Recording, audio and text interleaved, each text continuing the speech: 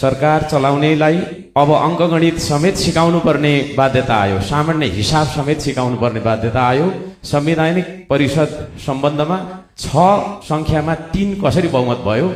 चौथो वरियतालाई पहिलो देख्ने सरकारलाई 4 पहिले आउँछ कि 1 पहिले आउँछ भनेर सिकाउनु पर्ने भयो। लिपुलेखमा भारतले नाका खोलेर चलाइरहँदा किन मौन छ यो सरकार? किन कूटनैतिक वार्ता गर्न सकेन?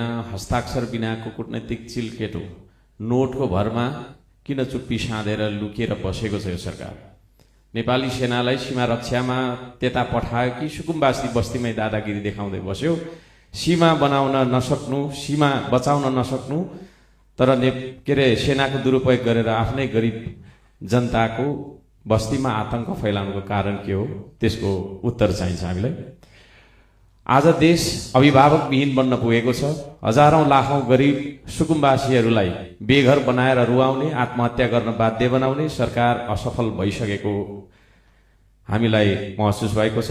संविधानको धारा 16 को 1 सम्मानजनक बाँच्ने अधिकार, संविधानको धारा 37 को 1 आवासको अधिकार मौलिक हक उल्लङ्घन गरेको छ यो सरकारले। संविधान मिच्ने सरकारको कुनै औचित्य हुन्छ र? गरिबका भत्किएका बस्ती अनि बिजोग गरी राखिएका होल्डिङ सेन्टर्समा प्रधानमन्त्री जानुभयो कि जानुभएको छैन?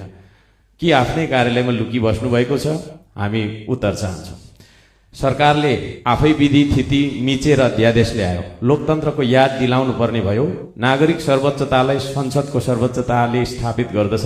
संसद छल्नु भनेको जनमत नमान्नु हो, लोकतन्त्र नमान्नु हो। विधि र थिति बसाउन किन सकेन यो सरकारले? सरकार आफैले लोकतन्त्रलाई किन कमजोर बनाउने दिशामा गयो?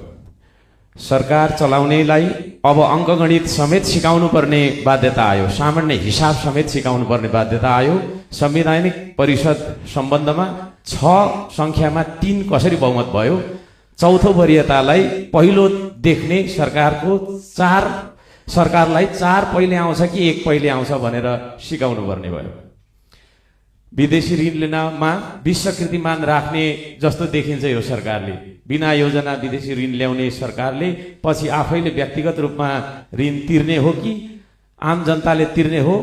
ऋणको प्रस्ताव संसदमा पेश गरेर घनीभूत छलफल गर्नुपर्छ कि पर्दैन? सांसदहरू मार्फत सम्पूर्ण नेपालीलाई औचित्य पुष्टि गरेर बुझाउनु पर्छ कि पर्दैन? बजेट बनाउँदा प्रतिपक्षी दलहरूसँग छलफल गर्नुपर्छ कि पर्दैन? कि एकलौटी स्वेच्छाचारी बनेर बजेट ल्याउने हो? के यो सरकार र सरकारमा बस्नेहरूको गोजीको पैसा हो यो?